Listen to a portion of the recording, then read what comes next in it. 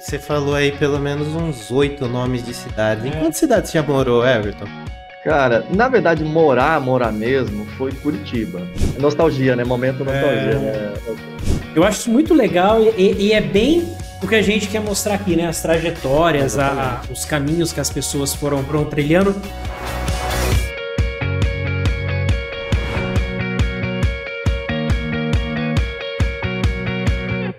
Bem-vindos ao programa Lado B do Sol.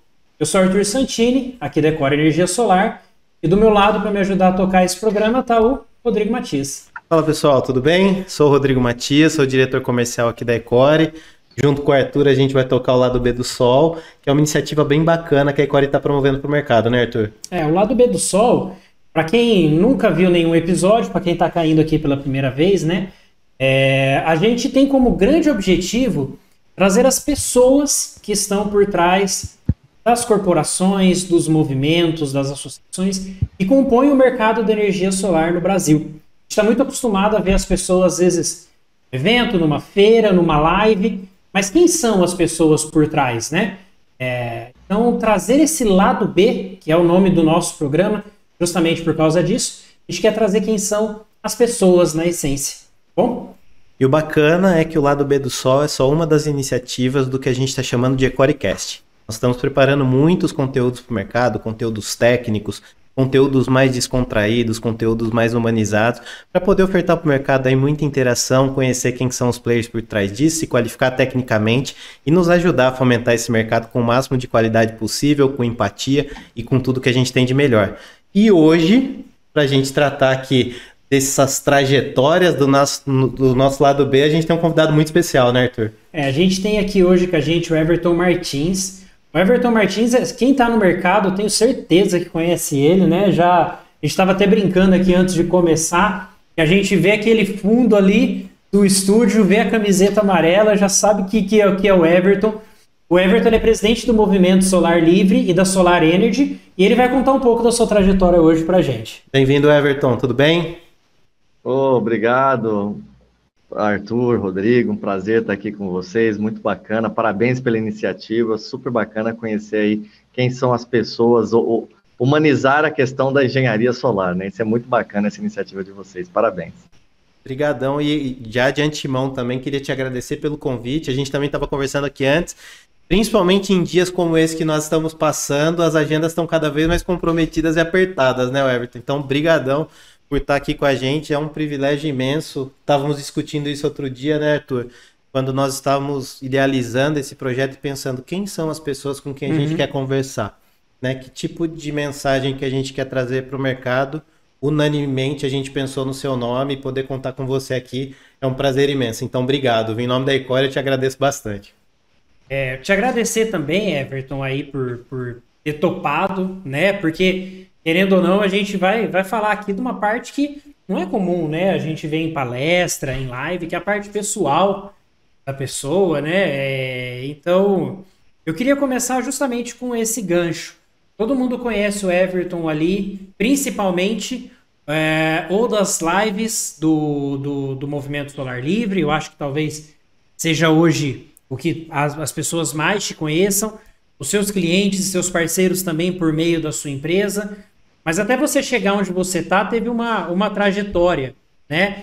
Conta um pouco pra gente como que começou a tua trajetória, a tua carreira, como que você foi parar no mercado de energia, enfim, do Everton, vamos falar assim, do Everton moleque até o Everton hoje. Conta um pouco quais são suas origens. Foi longe agora, hein, Arthur? Então, vamos lá. É o seguinte, você me fez agora até vir algumas memórias aqui, bacanas, que pergunta boa. Cara, eu sou do interior do Mato Grosso do Sul, de uma cidadezinha chamada Paranaíba, divisa ali com São Paulo, do lado de Aparecido Taboado, a terra dos 60 dias apaixonados ali, Aparecido Taboado. Né? Lembrei disso agora. E vocês que são de São José do Rio Preto, a nossa capital era São José do Rio Preto, naquela época eu estava ali, e aí fui, como diz aqui, nascido em Paranaíba, criado na Cacilândia, que é um pouquinho para frente ali, né? E então, um carinha do interior, né? Que uma cidadezinha de 25 mil habitantes, né? Então, fiquei lá até os 12 anos. E lá sempre fui assim, o líder do time de futebol. É pena que eu consegui o uniforme, consegui os troféus, e meu time acabava perdendo, ali perdeu, né? E eu falei, porra, não dá, né? E então desisti do futebol, né? Aham. Eu comecei com outra coisa. Tinha 12 anos. E aí eu vim para a capital do Mato Grosso do Sul, que é Campo Grande, mas praticamente não morei aqui. Eu fui para São Paulo estudar automação industrial. E logo em seguida, quando voltei, eu fui para Curitiba. Então, minha vida toda foi construída em Curitiba, né, no Uhum. Paraná, na região sul. Então, tanto é que os primeiros projetos de energia solar, tudo foi para lá. Na época, para cair nesse assunto de energia, o meu irmão, ele trabalhava na concessionária de energia do Mato Grosso do Sul, que na época chamava Enersul, né? Uhum. Ainda não era, depois passou por EDP e Energisa, né? Mas ele trabalhava na concessionária, depois ele foi para a construção de uma usina de biomassa, e eu tive a oportunidade, nas minhas férias, de desenvolver o projeto uma parte do projeto de telecom, que era servidores virtuais, a minha área é TI, né? Legal. Então, virtualização em Citrix. Na época, eu tinha feito um estudo em Atlanta sobre Citrix, fui para os Estados Unidos, depois fui em Nova York fazer uma especialização de BPM, Business, na IBM. Então, estava muito voltado para essa área de TI, né? Fui o primeiro cara a botar o ERP da Microsoft no Brasil, o Dynamics AX naquela Dynamics. época. Então, Legal. foi capa da Information Week, tudo isso, né?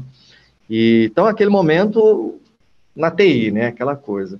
E aí eu fui para a Alemanha, em Frankfurt, visitar uma indústria da vela, aquela fábrica que faz shampoo, faz negócio todo, tem 1000 itens aí de coisa, para ver a parte de automação fabril, e fui para a Áustria. Quando eu cheguei na Áustria, na cidade lá do Schwarzenegger, cidade de Graz, acho que pronuncia assim. E aí, lá, o meu irmão me liga e fala, cara, eu tô aqui na usina de biomassa, tal, já tá rodando, mas eu vi um negócio legal aqui. Isso era 2010, se não me engano, início, ou 9 para 10, acho que era isso. E eu, olha, vi um negócio bacana aqui de energia solar. E meu irmão, nós somos todos técnicos também, então nós somos, a parte de eletrônica, a gente tem um conhecimento sobre isso. Tanto é que a gente tem um laboratório de eletrônica de potência que dá manutenção em inversores aqui, né? Tem essa parte também. E aí, quando ele falou aquilo, por coincidência, um dos engenheiros ali na fábrica da KNAP, que é de automação fabril, a linha de supply chain que tem ali, ele tinha um amigo que trabalhava com isso lá.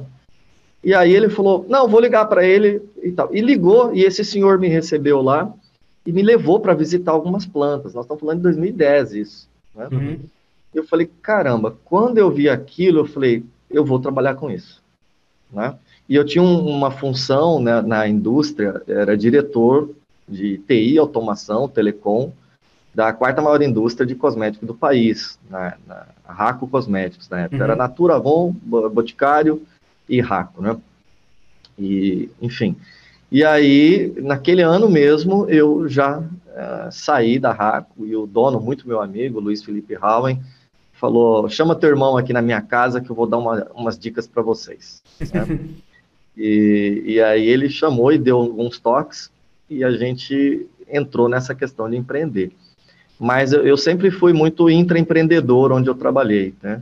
Antes de estar nessa questão da Raco, eu fiquei, acho que uns 6, 7 anos no ramo de TI Telecom, de Banco do Brasil, Petrobras, Caixa Econômica, numa empresa de Curitiba, e plataforma tanto desenvolvimento de software e telecom. Então a gente veio muito dessa área. E aí, com essa questão lá dessa viagem na Áustria, essa atuação que eu estava na Raco, a gente acabou caindo de cabeça. E aí foi atrás do regulatório, né? Vou dar uma pausa aqui, porque aí começa o regulatório, né? Mas foi assim que eu caí no segmento da energia solar. Então, meu irmão já vem do segmento de energia desde sempre, né? E aí eu acabei entrando na modelagem de negócio. Pô, que legal. E você falou aí pelo menos uns 8 nomes de cidades. Em quantas cidades você já morou, Everton? Cara, na verdade, morar mesmo foi Curitiba. assim, que eu construí minhas raízes, assim, meus filhos moram lá, 2 filhos moram lá até hoje, estudam e tudo mais em Curitiba, né?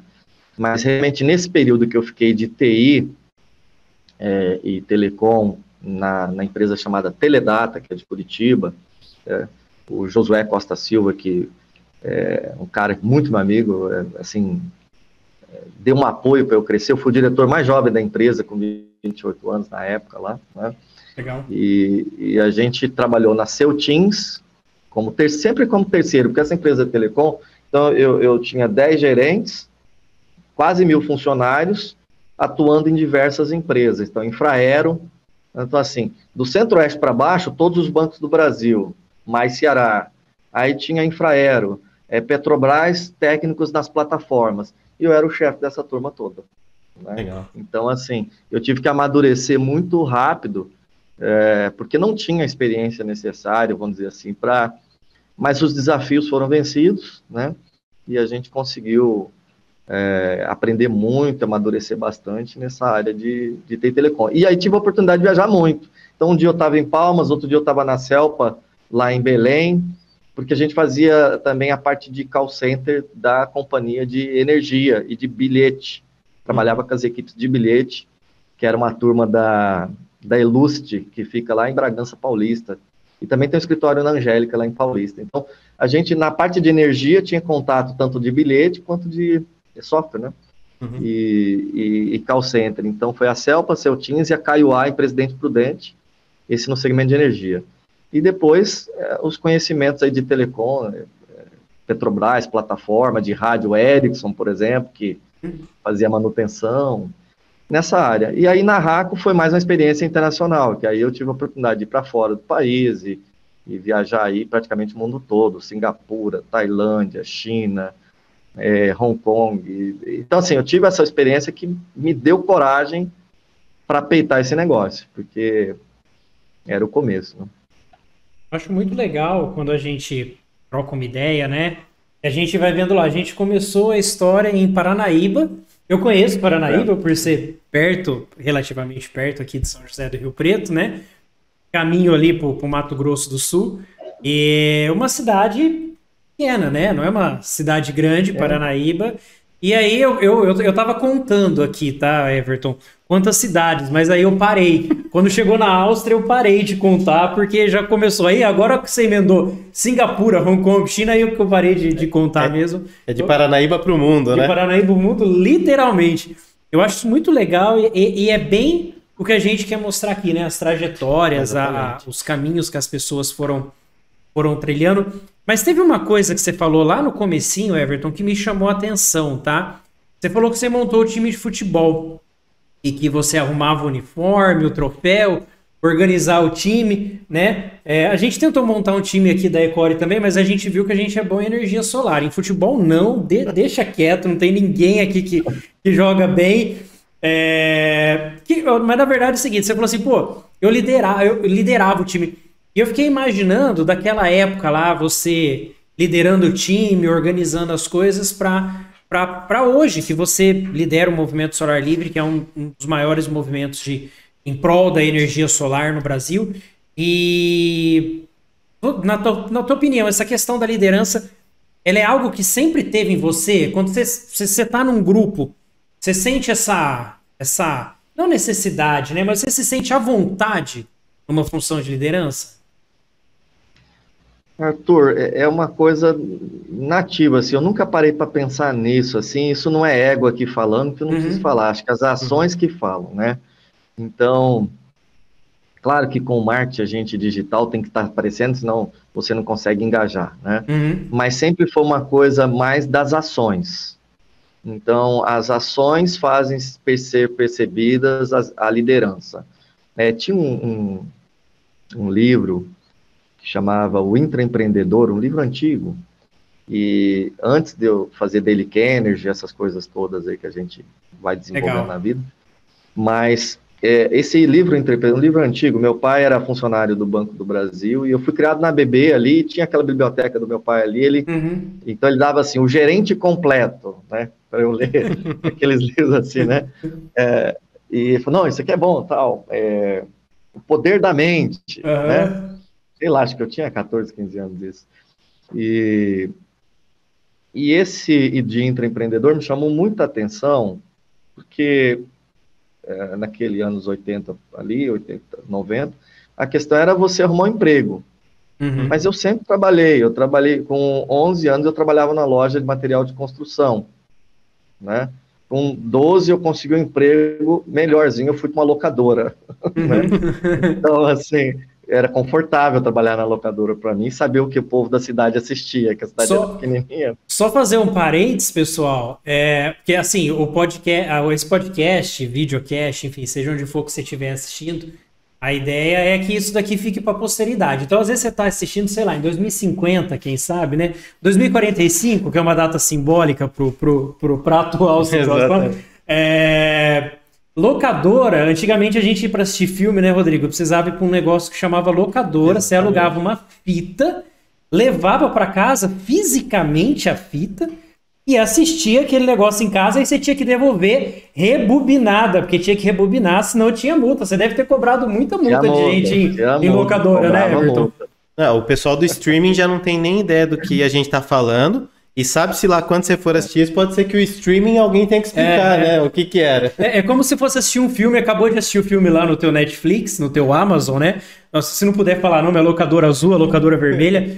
É como se você tivesse que voltar um filme rapidinho para poder devolver pro outro. Então, quando você falou, só conectando com o assunto da liderança, eu vejo que eu sempre tive essa iniciativa. Então, eu tinha 11 anos, por que eu ia trabalhar? E eu fui lá pedir emprego na construtora do pai do meu amigo lá, trabalhava no balcão e às vezes ajudava a descarregar caminhão de telha paulistinha, que eu era magrinho, pequeno, ficava em cima do caminhão jogando a telha para baixo, né? Então, isso desde o começo. E a questão dos times de futebol também, eu acabava conseguindo o uniforme, ganhava de ganhava o troféu, e como era piá de clube, naquele tempo, a ABB, Associação Atlética do Brasil, então eu fui criado dentro da ABB, né? Então tinha time de futebol, jogava campeonato de salão, minha área jogava salão, né? Então sempre teve essa questão da liderança. E depois dessa questão do livro que eu falei, Empreendedor, foi que eu adotei uma postura de liderança dentro da empresa de alguém. Então eu tive uma oportunidade ímpar de, com 15 anos, trabalhar para um judeu chamado Riad Bushala, numa empresa de reciclagem de petróleo, que já era uma coisa ecológica naquele momento da história, de refino de petróleo de óleo de motor, uma coisa maravilhosa. Entrava preto aqui e saía cor de ouro na outra torneirinha. Então, nessa indústria, foi onde me despertou o interesse pela área de TI, né? O Windows 3.11, que era o network na época, né? Instalava em 10 disquetes, né, Everton? Lembra? Era 10 disquetinhos para instalar, né? 5 e um quarto, né? 5 é isso mesmo. Usei o 3,5. A galera não sabe o que é isso, mas assim, é nostalgia, né? Momento nostalgia, né? Enfim, então foi uma visão de atuar como dono sem ser dono. E acho que isso colou meio no meu perfil e penso que até hoje isso acontece. No caso da energia solar, é que eu me sinto muito seguro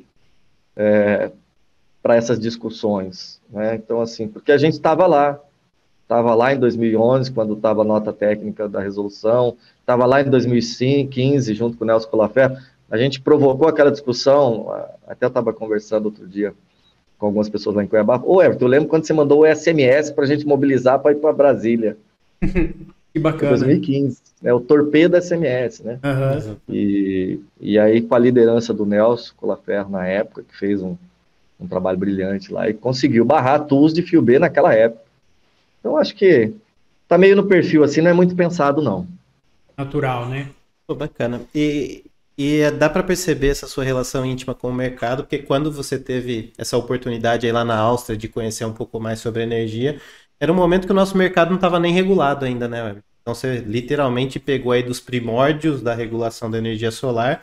E aí a gente chega em 2020, na verdade um pouco antes, né? 2019, 2020, 2021, para quem esteja vendo isso aqui depois, momento crucial para o nosso mercado, que ainda coincidiu com uma pandemia global, né? E a gente super desafiado a trabalhar e vendo algumas iniciativas por parte ou da agência reguladora, ou então posterior do próprio governo, que feriam um pouco aquilo que a gente acreditava para o mercado, e alguém foi lá, levantou a mão e falou assim, pera, precisamos nos organizar e fazer isso de uma maneira diferente. E aí isso nasceu lá os capacetes amarelos, mobilizou para o Movimento Solar Livre, que é de onde acredito que a gigantesca maioria que está nos ouvindo, nos assistindo aqui, te conhece. Mas imagino que isso deve ter demandado um tanto de coragem, mas uma coisa que eu já me perguntei várias vezes, que agora você vai ter oportunidade de falar aqui pra gente. Da onde surgiu essa iniciativa, Everton? Porque você estava lá, assim como todos os outros, quer dizer, como todos os outros não, engajado de uma maneira diferenciada, mas como a grande maioria do mercado assistindo ao que estava acontecendo, e teve a coragem de ir lá levantar a mão e falar que a gente ia fazer alguma coisa diferente. Da onde surgiu isso? Rodrigo, poucos sabem, mas eu estava lá no dia, eu fazia parte de um grupo de trabalho na Fiesp, em São Paulo, um grupo setorial da ABINE, Associação Brasileira da Indústria Eletroeletrônica. Inclusive, dei algumas palestras representando o presidente, na época, lá da Unidade Paraná, que era o presidente da Landsgear, da fábrica de medidores, o Álvaro Dias. E o que acontece? Nós éramos 5 ou 6 pessoas que usavam a salinha emprestada lá na Fiesp, onde se discutia a questão solar. Então, o professor Hildo Betti, que eu respeito muito, né? O Nelson Laferro, né? Tinha mais alguns colegas lá, 5, 6 estavam ali. Acho que o Chico, que era o Francisco da EBS, na época, né? Estava lá, essa turma aí, pouca gente. E, então, só para o pessoal entender a linha do tempo, eu não caí de paraquedas em Brasília em 2019, não foi assim que a coisa aconteceu, né? Ali nasceu a B Solar. Me lembro como se fosse hoje, terminou a reunião, eu cheguei, meu avião chegou atrasado, todo mundo estava esperando, eu mostrei a primeira conta de luz, o bilhete da conta de luz, com compensação de energia da Energisa MS. Então, o primeiro sistema registrado foi do Gustavo Buiatti, que hoje está na Alsol, amigo nosso de rachar almoço aí nas estradas da vida aí no começo, tá? Pouca gente não sabe disso, né? Porto Alegre, palestras em Foz do Iguaçu, junto com a Isabelle Delois, que era da Quioceira na época, tá certo? Então, era o Gustavo, o projeto, eu tinha 2 projetos, um no Paraná, em caráter experimental, e um na Energisa MT. De fato, o nosso foi conectado primeiro, mas a ANEEL não apresentou lá, tem até essa discussão sobre isso. Um dia estava a gente conversando, eu, Gustavo Emerson, sobre isso, o conectado, né? E aí está registrado esses 3, foram os 3 primeiros projetos, né? Então, a gente tinha 2, Copel e Energisa, e o Gustavo lá em Uberlândia, se não me engano, né? Aí, que era a CEMIG, eu apresentei a conta, porque vinha a compensação de crédito numa planilha. Eu mostrei a conta, a conta, como é que aparece o crédito e tal, né? Naquele tempo não se falava TE e TUSD, a tarifa monômia era realmente monômia ali. Vamos fundar uma associação porque os interesses são distintos. Aqui nós temos indústria de eletroeletrônico que está querendo bloquear a importação para valorizar a indústria nacional. Só que, assim, que volume que tinha para a indústria nacional naquela época? 0. Mas já havia iniciativa daquela questão de código FINAME, de tal. Então, tem que ter entrada, tá batendo de frente. Nós precisamos importar, gerar uma massa crítica para poder ter peso. Né? E a indústria eletroeletrônica tinha uma outra visão. Ele funda, toca aquilo, eu estava lá em Curitiba, falei, olha, eu não vou entrar agora na largada, estamos juntos, mas não vou entrar na largada, não tem condição de modelagem de negócio, aquela vendendo off-grid para Petrobras, para a Torre de Telecom, porque a resolução não era publicada, quando ela foi publicada 17 de abril de 2012, deram quase um ano depois, entrou em dezembro de 2012 no ar, né? Vigorou, né? Então, passa-se esse tempo e eu instalo ali já em abril de 2013, 40 kW em São Paulo, foi a maior usina de São Paulo durante muito tempo, que é no Hotel Spaventura, lá em Ibiúna, numa permissionária chamada CEPRIL. Se não me engano, esse é o nome. E aí nós tivemos que até escrever a norma, porque não tinha norma. Então a gente, quando ia protocolar um projeto, levava a norma da concessionária em Word para ela botar o logo dela e dizer que era norma. Era assim que funcionava.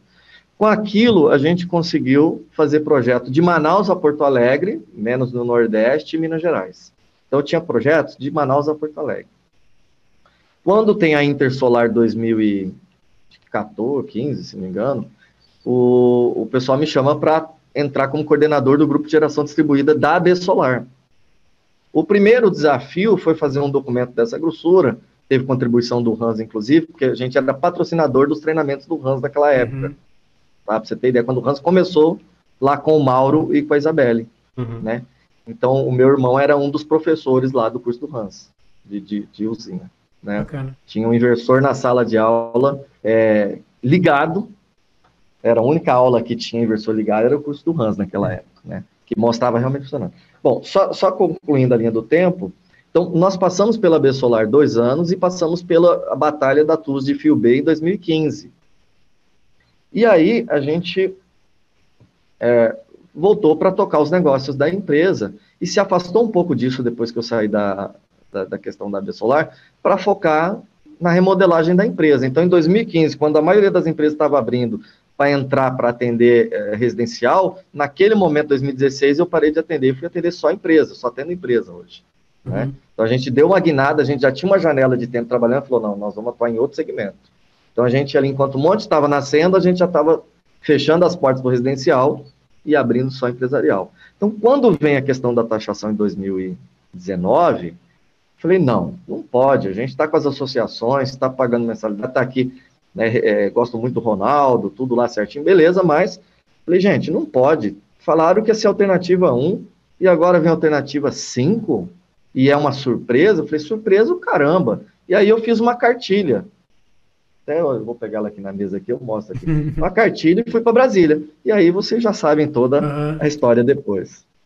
E isso foi emblemático, Everton, porque eu me recordo, acho que um mês antes, né, Arthur? A gente foi até Brasília. Isso. Eu e o Arthur, nós fomos até lá. Eu te confesso que eu fui um dos que participei, mas assim, cheguei lá de paraquedas, né? Porque muita gente já tinha trabalhado nisso e fui apoiar o que estava acontecendo e a gente conversou e assistiu algumas audiências da ANEEL e estava naquele processo de transição, algumas pessoas das associações tinham um espaço de fala maior e aquela angústia, né, de perceber o que ia acontecer ou não.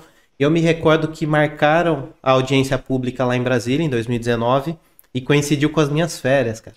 Eu tava saindo de viagem com a minha família, então eu lembro que eu fui, quando eu aterrissei, eu tava fora do país, eu cheguei lá ansioso para ver o que tinha acontecido, e aí eu lembro que eu ouvi uma mensagem assim que me marcou muito, falou assim, hoje o nosso setor virou um setor, né? Hoje o nosso setor ganhou um aspecto realmente que se mostrou para o público como um setor organizado, como um setor engajado, e mesmo com todos os contratempos que foram propostos, faltou energia, postergou, ficou trocentas horas naquele calor que estava lá, o nosso setor se fortaleceu. Eu lembro muito disso, né? E na época vinculava-se muito aos capacetes, né? O movimento dos capacetes amarelos. Mas foi muito gostoso, eu lembro para mim, foi muito gostoso falar assim, poxa, olha lá, a cartilha. Olha lá, essa é... Famosíssima essa cartilha.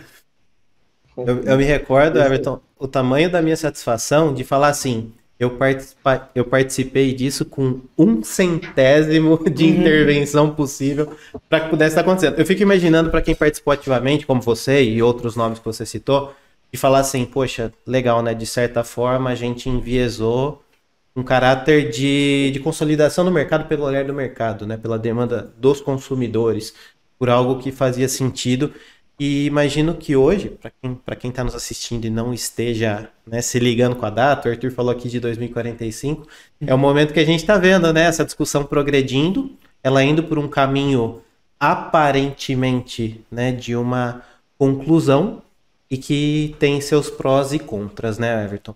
Tudo isso eu acho que, independente do resultado, mostra que quando você se engaja por uma causa, você realmente consegue entregar um resultado positivo para toda aquela massa que depende de um posicionamento, né? E tem uma história, eu acho que o Everton não vai lembrar disso, mas eu me recordo, 2019, antes da audiência da ANEEL, estava eu e o Rodrigo lá em Brasília, eu acho que nesse dia talvez você já tenha ido embora, já tivesse, acho que você foi embora um pouco antes de mim, de Brasília, teu voo era um pouco antes. A gente tem uma diferença de horário de voo. E a gente estava ali na Câmara dos Deputados, próximo ao refeitório ali na Câmara dos Deputados, E aí começou a chegar bastante gente do Solar, que estava ali falando com os deputados e tudo mais. E eu lembro que eu já conheci o Everton, não pessoalmente, mas de falar e tudo mais. E chegou o Everton ali, começou a conversar, né? Acho que era uma quinta-feira, a gente estava indo embora, porque sexta-feira já não tinha mais ninguém em Brasília. E a gente estava conversando. Eu preciso procurar, eu acho que eu tenho até uma foto desse dia que a gente tirou uma foto junto ali na frente do refeitório. E aí eu lembro, não, porque meu voo é tal hora, tal, a gente conversando ali, acho que tava eu, o Everton, acho que o Rodrigo Sawaia tava um pessoal ali. E aí eu lembro exatamente isso, que o Everton cantou e falou assim, putz, eu já tô aqui em Brasília não sei quanto tempo, eu vou continuar aqui internado por mais não sei quanto tempo. Eu lembro que ele falou isso. Eu lembro que, da mesma forma que você pensou isso, pô, eu ajudei 1/100º ali, cara, sei lá, tentando ajudar, e aí eu vi aquele sacrifício, né, do Everton, aquela vontade de fazer as coisas mudarem. E aí eu queria entender, Everton, da tua parte, voltando à parte pessoal, né, a parte de trajetória mesmo, como que você encara? Porque assim, querendo ou não, isso é um sacrifício, né, cara? Você tá deixando de fazer outras coisas, algumas delas profissionais, outras delas pessoais, família, negócios, diversão, prazer, enfim, para doar o que você tem mais de importante, que é o teu tempo, para uma causa, para um setor. Como que o Everton, como pessoa, encara isso, a hora que chega no final do dia e tira o saldo ali do dia? Não sei se eu fui muito filosófico, Olha, muito complexo, não, mas eu queria...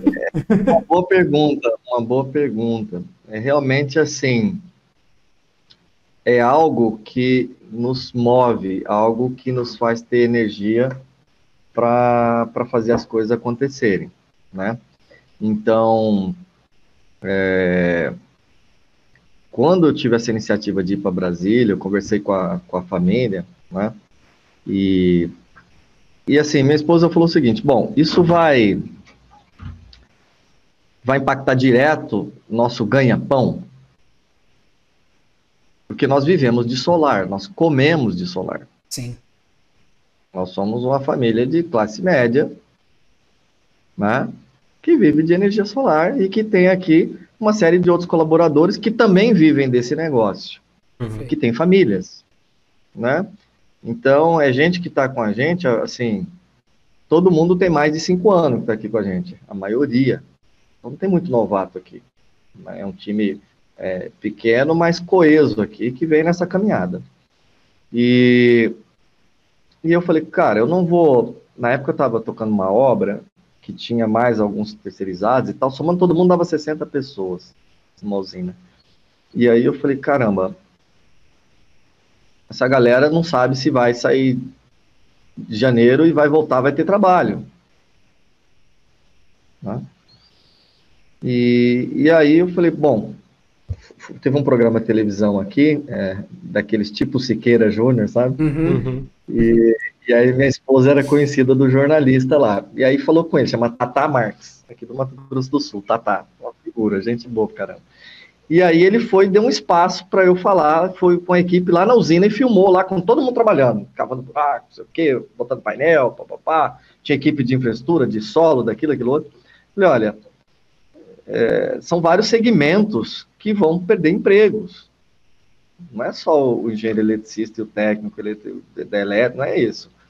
Né? Você tem uma cadeia inteira de mão de obra que vai paralisar. Gente que tinha vindo da construção civil e que se encontrou uma oportunidade na Solar. A construção civil estava embaixo.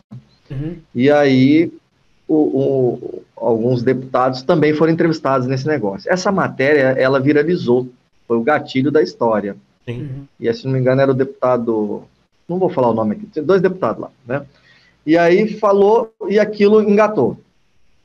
Como aquilo deu uma repercussão, eu falei, cara, eu vou para Brasília. Porque eu estava vendo assim, eu acompanhava pelas associações. Tivemos reunião, tivemos o Café com a ANEEL, tivemos... Legal, acho que é institucional, super importante. Mas a sensação que eu tive é que a minha pele estava em jogo. Uhum. Tá? Mas tem associação para fazer isso, né? Mas não estou criticando, só para deixar claro. Sim, sim. Mas é contar a minha percepção como empresário. Quando eu percebi que a minha pele estava em jogo, eu virei pro meu irmão falou, ó, deixa que eu toco os negócios aqui, você vaza para Brasília. O Emerson, né? Eu toco aqui, você vai para lá, porque se você não for para lá, esse troço não vai resolver. Eu falei, mas eu? Ele falou, você vai resolver essa porra. E foi desse jeito, literalmente. Ele chegou para mim, meu irmão, você acho que já conhece ele, é o cara que restaura carro antigo e transforma em elétrico, né? É hobby de final de semana aí, a gente mexe com isso aqui. E aí eu fui para Brasília e acabou virando aquilo. Aquele evento da ANEEL, foi a maior audiência da história da ANEEL, tem uma foto bem bonita, assim, o pessoal de costa, tudo sentado de amarelo ali, aquilo é histórico. Aquilo foi organizado em 7 dias. Eu me recordo disso, né?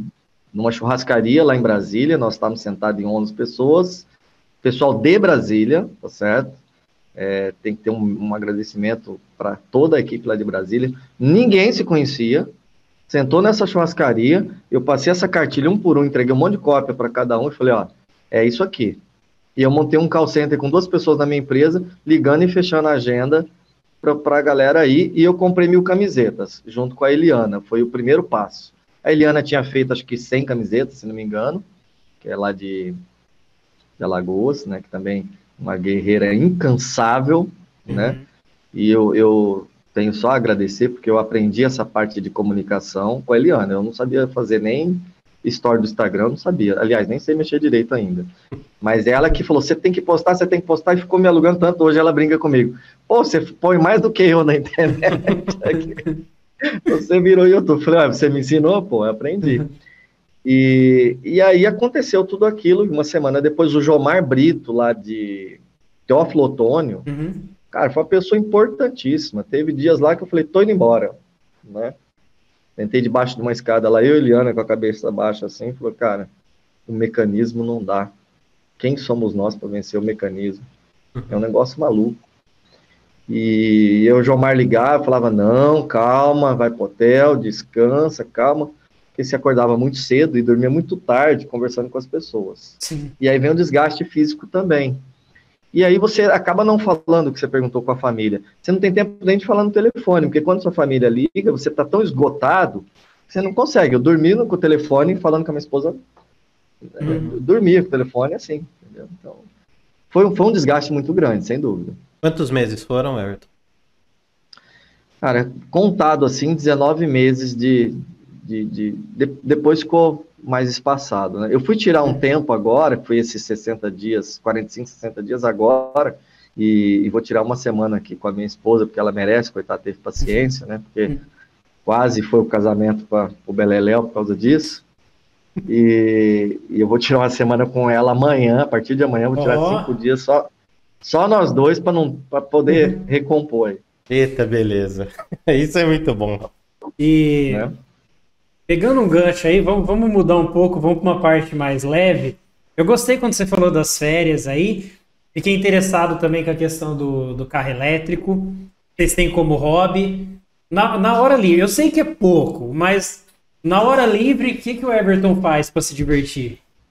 Para livrar a cabeça, ficar de boa? Olha, aqui no Mato Grosso do Sul, você tem muitas belezas naturais. Tem até umas fotos que eu fiz aí num morro, chama Morro do Ernesto e Morro do Pai Xixi.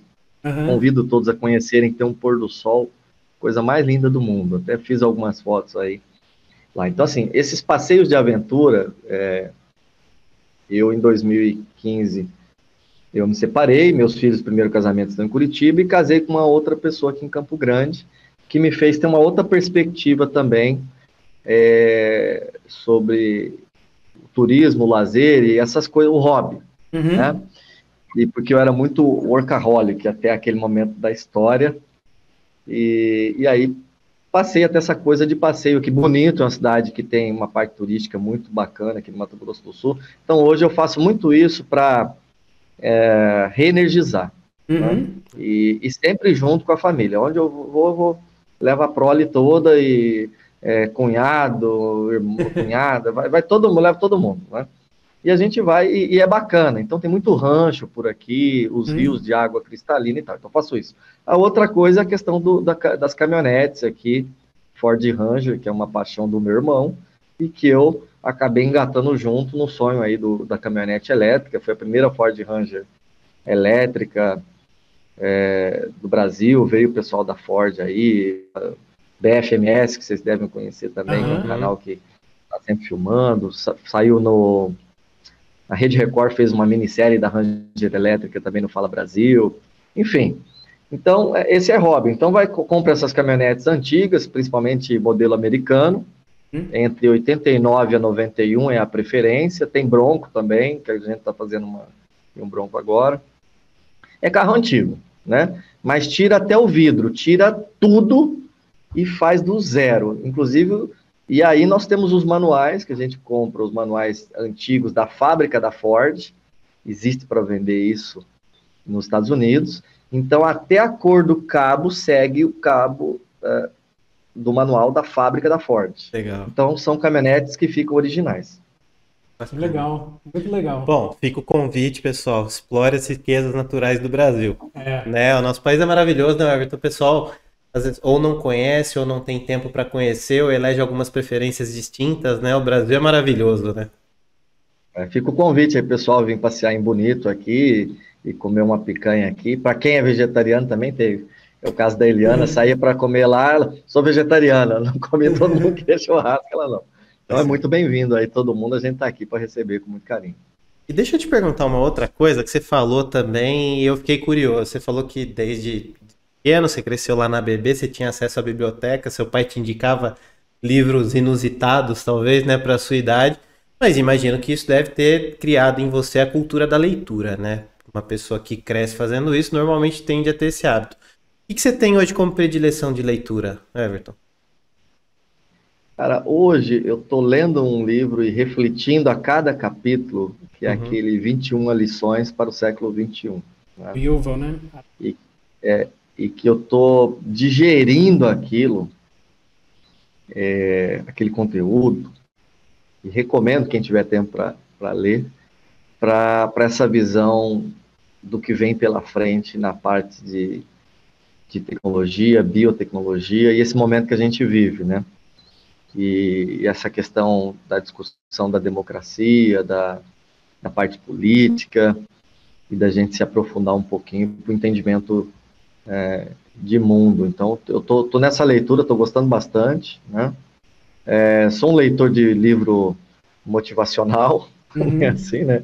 Então, assim, primeiro lá com 20 e poucos anos, o Dale Carnegie me fez eu subir muito na carreira. Eu tinha 20 e poucos anos e consegui galgar muita coisa com aquele pensamento. Mas desde livro simples, como convencer alguém em 90 segundos, também leio para falar com a equipe de vendas aqui, né? Legal.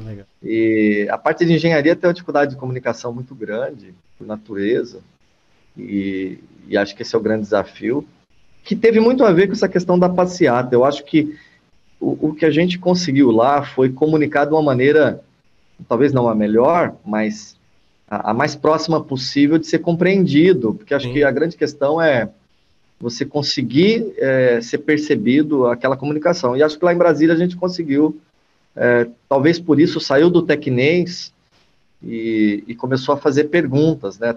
Não, e sabe, a gente teve, como o Arthur falou, nós tivemos a oportunidade de conversar com a Naibel, né? E ela contou a história de vida, ela falou uma frase que a gente disse que ia incorporar no nosso vocabulário, né, Arthur? Que eu achei muito bonito.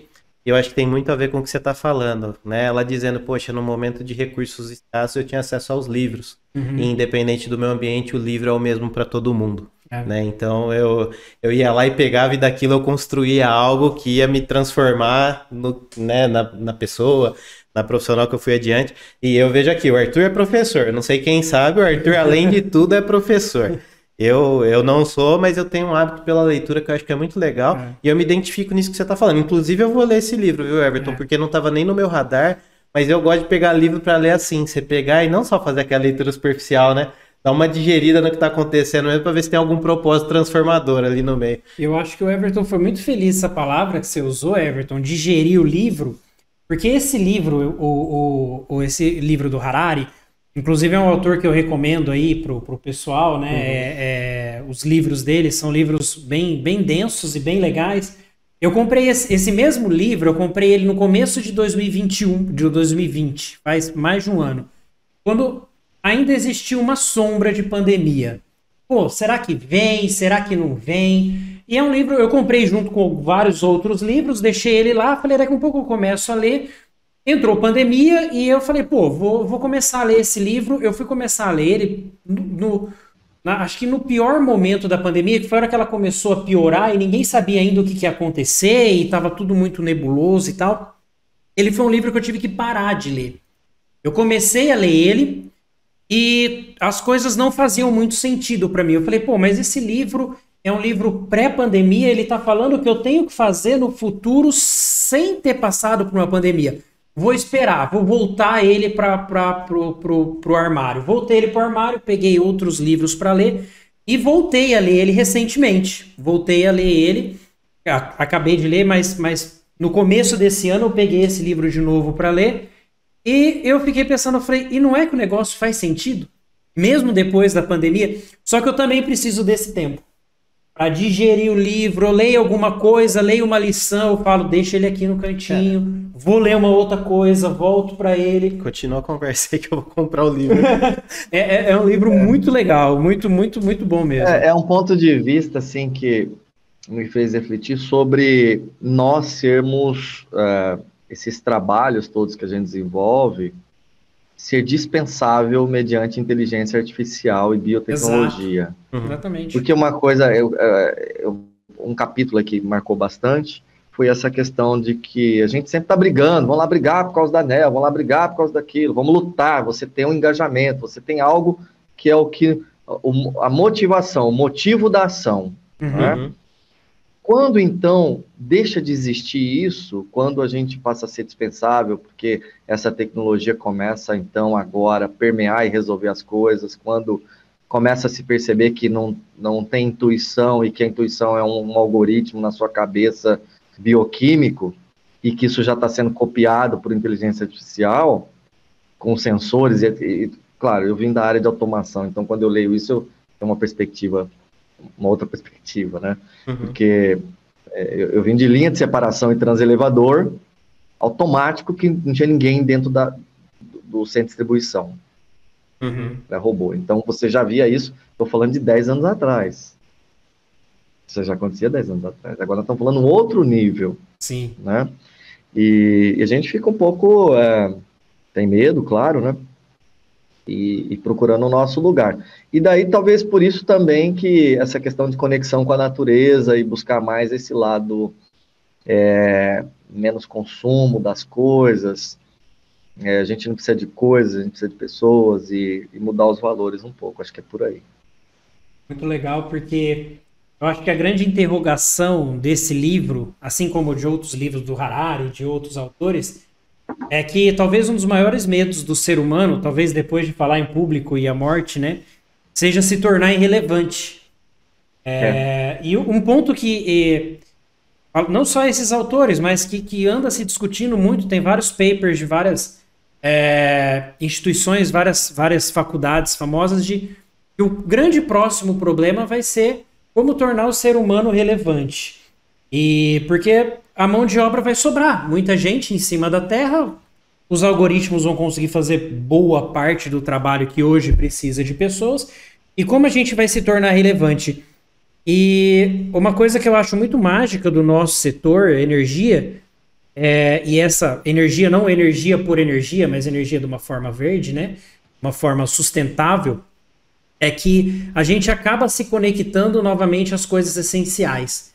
E, na minha opinião, a relevância vai estar justamente aí. Sim. A relevância do ser humano vai estar nas coisas essenciais, porque essas coisas complexas, o algoritmo vai resolver pra gente. Eu costumo dizer aqui, eu converso com o pessoal, e uma coincidência, né? Talvez pouca gente saiba, Everton, mas quando eu me formei em engenharia elétrica, minha ênfase foi em telecom também. Apesar de nunca ter praticado, eu vim da telecom e uma das últimas coisas que eu estava estudando... que era então são 3 de TI aqui conversando? Era tema do meu TCC, inclusive eu estava estudando sobre redes neurais, que faz muito sentido a tudo isso que a gente está falando aqui agora, né?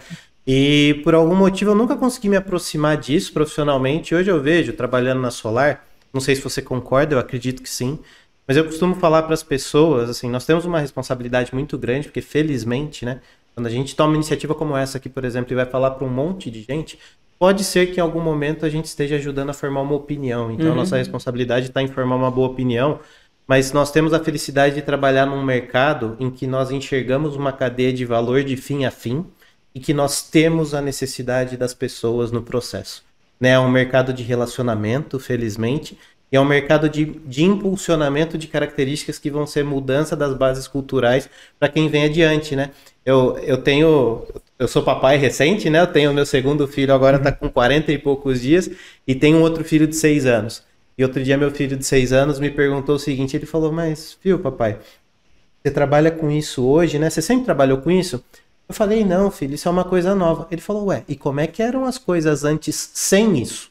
Como que era possível sem isso? E eu fiquei super feliz porque eu falei, ó, que legal, né? Aquela sementinha da mudança, eu acho que já tá colocado dentro da cabeça ali para gerar o questionamento exatamente desse tipo de conexão que a gente está buscando numa cadeia em que você precisa menos de coisas, ou se as coisas existem, são para impulsionar as pessoas, o seu relacionamento com o meio ambiente. Eu não sei como que você enxerga isso, Everton. O nosso mercado, ele realmente propõe isso? Eu penso que sim, concordo com você, em gênero, número e grau. Eu estudei rede neural com botânica na FIEP, no Paraná, em 2009 para 10. Então, isso... naquela época se discutiu o início das redes, tinha rede privada também, tinha o Orkut, e aí estava se discutindo a construção de redes privadas e tal, e como é que essas conexões aconteceriam e o impacto disso, né? Mas, falando aqui, a nossa cadeia, ela é uma rede neural, aí fazendo analogia, né? Que envolve N segmentos, que acho que você tem a construção civil, que envolve N segmentos, mas a solar, ela, além de envolver N segmentos, ela impulsiona outros com o advento da energia que vem da luz. O que eu vejo, o impacto é que os grandes grupos hoje, os monopólios, estão assustados com essa questão no seguinte sentido: como é que eu participo desse bolo e domino? Então, como é que eu posso ter poder? Porque eu conheci um executivo do Google, na época estava procurando investimento, e ele falava, power to the people, Everton, né? E essa energia tá na mão das pessoas, cara. Isso vai dar um BO lá na frente, né? Vai dar problema lá na frente. Ele falava isso. Isso eu tô falando lá em 2010 para 12. E aí, veja, 2015 houve uma tentativa, 2019 de novo. Porque, na verdade, vai ser taxado na alternativa 5, provavelmente daqui a 18 meses. Não sei, estou chutando aqui. Né? Porque alguém que nunca viu um benefício da energia solar, por que agora vai mudar de opinião? Né, sendo que o texto, novamente, não estou apontando nada, estou lendo os fatos, né? O texto nos dá um alívio de 12 meses, e aí depois tem até 18, mas a palavra até está escrito ali, então pode ser no 13º. E aí, essa mesma entidade vai propor o que ela já vem propondo ao longo dos anos, não penso que vai mudar muito. Então, a ideia é manter na mão de poucos o controle, só que cada vez mais as redes neurais, as conexões que as plataformas estão fazendo peer-to-peer, elas quebram um pouco isso, apesar que você tem a manipulação também dessas redes, que é quem está no poder da rede em si, né? Então, quando você tem só Facebook, você tem só o Google, você começa a ter uma manipulação de massa muito grande.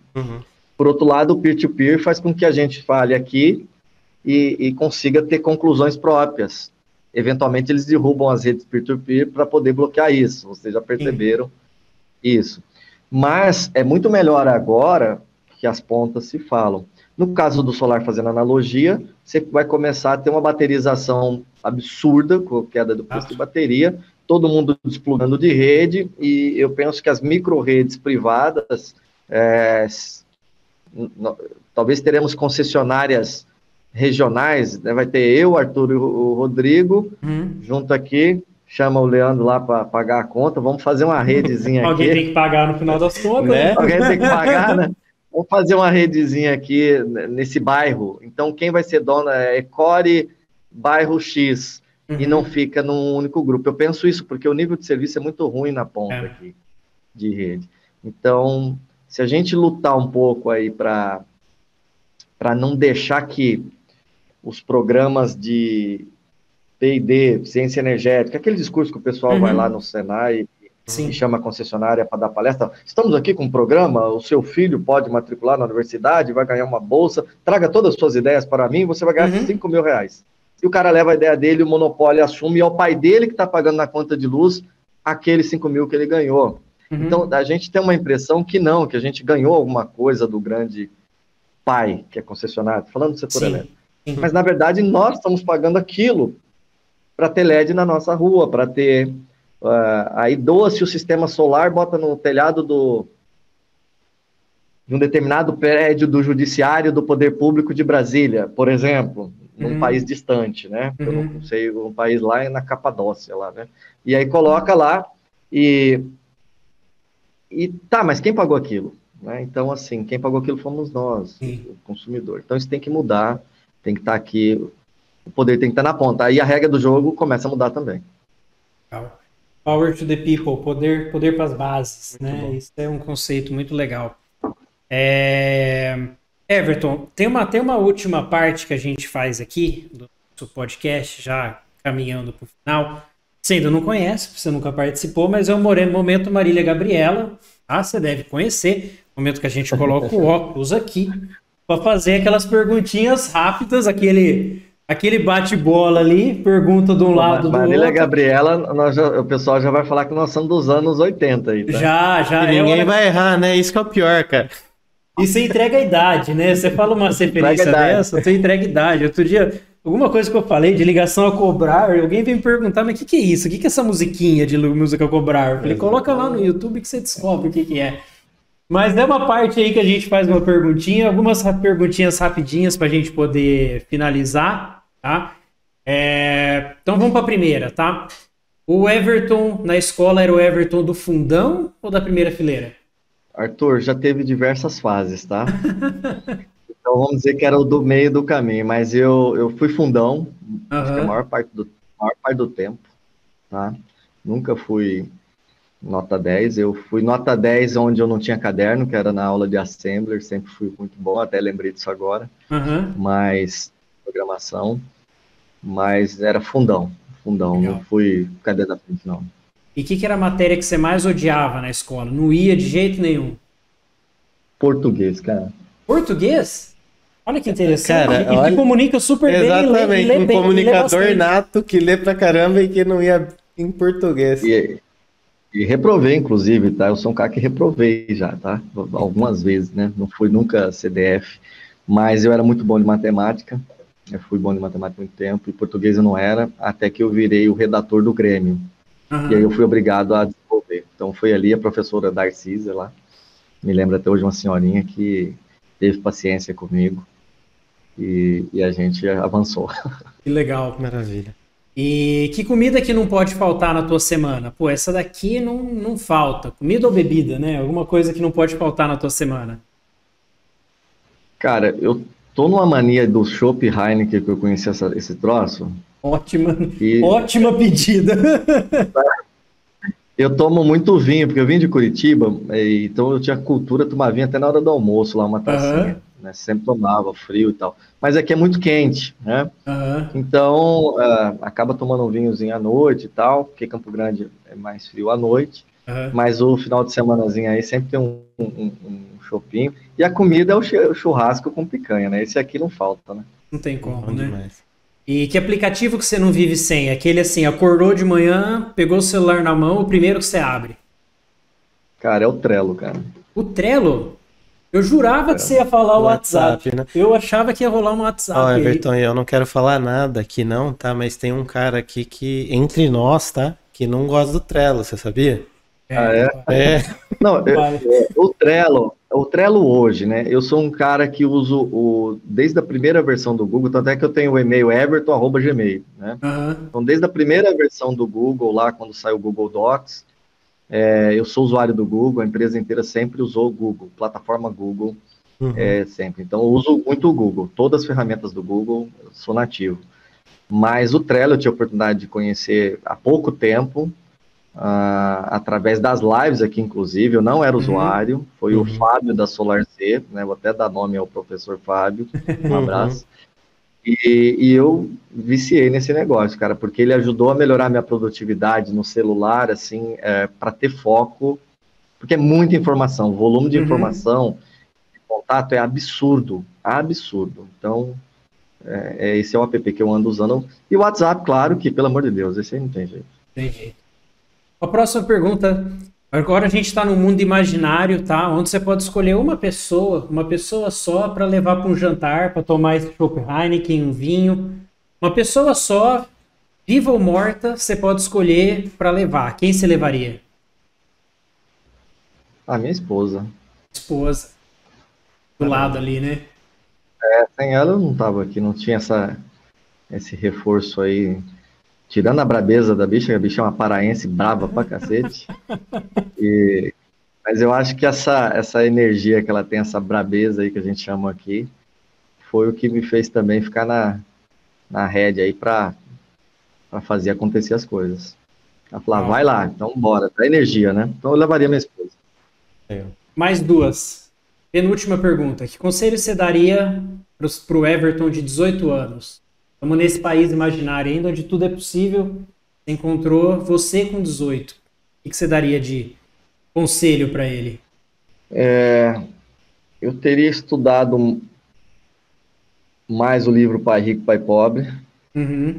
Teria digerido, porque eu li, mas não digeri naquela época. Teria evitado alguns percalços da caminhada. Teria seguido as indicações do Warren Buffett. Daria essa dica lá naquela época. Tá certo? Acho que seriam esses dois conselhos aí, já ia ajudar bem. Outro ótimo livro, inclusive. Recomendo também, livro fantástico. Por fim, talvez você ganhe alguns inimigos na resposta dessa pergunta, mas tudo bem, não posso deixar de perguntar. Que time você torce? Falamos de futebol aí, de futebol na infância, líder do time lá. Que time que você torce, Everton? Olha, eu acho que eu tenho dois times. Um time que foi da época da infância, né? Você acaba seguindo o time do seu pai, geralmente, né? E que era o Santos, né? Legal. Mas depois você tem aquele time de adulto, que você já fala que é seu time, então hoje é o Flamengo, né? Poxa, eu te admirava tanto, hein, Everton? Brincadeira. Brincadeira, pessoal. Brincadeira. E lá no Pará, claro que eu sou casado com uma paraense, né? É o Paysandu, né? É o Paysandu. Mas lá dá briga feia, né? Essa história de Remo e Paysandu, né? Lá dá, deixa aí. Meu cunhado é Remo. Quando ele me vê com a camiseta do Paysandu, ele fica puto comigo. Eu tive lá no Pará, em Belém, acho que 2 ou 3 vezes, e eu não sabia, né? Os CTs deles ficam praticamente de frente um com o outro, né?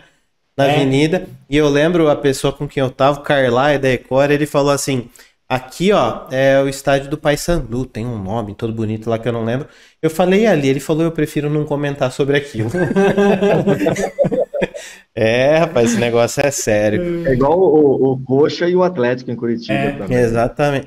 Eu sou de Campinas, aqui no interior de São Paulo, lá é Ponte Guarani, né? Ponte Guarani, E eu acho que o pessoal faz de propósito, assim, nessa cidade, porque colocam um bem pertinho do outro, que é para acentuar a rivalidade, né? Ô, Everton, deixa uma coisa que eu tenho falado, pessoal, e que eu espero que a gente tenha esse privilégio, né? A gente está gravando aqui esse vídeo, esse áudio, sabe-se lá quando que alguém vai resolver escutar aquilo que a gente conversou nesse dia, então pode se tornar algo atemporal. O que você deixaria de mensagem, como uma última mensagem, para quem estiver nos ouvindo, quem estiver nos assistindo? Uma mensagem, independente do tempo, eu penso que é sempre acreditar que as coisas vão ser melhores, resiliência, paciência, né? Então, acreditar, ter a resiliência, que a palavra resiliência, ela já traz um leque aberto de uma série de coisas aí, né? E a paciência nos momentos certos. E para finalizar, eu diria atitude e ação. Também não adianta ser paciente e ficar quieto. Então, eu diria que a resiliência e a paciência no período da estratégia, mas você daí tem uma atitude, uma ação de fato para que você transforme as coisas, né? O solar é um exemplo de transformação de vidas no Brasil inteiro, né? E falo transformação de vidas não pelo aquele lado pejorativo que tem aí no mercado de algumas coisas, outros setores, mas realmente transformações verdadeiras. Eu pude ver isso de gente de norte a sul que encontrou na energia solar, o brilho nos olhos voltou, né? Então, eu acho que é isso. É isso, né, Arthur? É isso. Everton, muito obrigado por aceitar nosso convite. Foi muito legal o papo. Acho que algumas horas a gente deu uma filosofada muito legal. Deu para entender muito da tua trajetória, quem é e por que é o Everton hoje. Então, em nome da Ecore, em nome de toda a nossa equipe aqui desse podcast, muito obrigado, tá? Se você que está nos vendo quer ver alguém aqui, tem algum convidado que você quer que a gente chame, manda o teu recado pra gente, troca uma ideia com a gente pra gente poder trazer esses convidados. Eu me despeço por aqui, agradecendo toda a equipe, o Everton e também meu companheiro aí nessa trajetória, o Rodrigão. Obrigado, pessoal. E Momento Youtuber aqui, vai lá, ativa as notificações, sininho, joinha, acompanha. E compartilha. Exatamente, a gente está tentando trazer uma série de conteúdos interessantes e com certeza absoluta esse é um deles. Então faz circular, vai ser bacana e a gente se vê no próximo. Everton, um abraço, obrigado, viu? Gente, abração, obrigado pelo convite. Tamo junto. Até mais, pessoal. Até mais, gente. Tchau, Valeu. tchau. Tchau, tchau.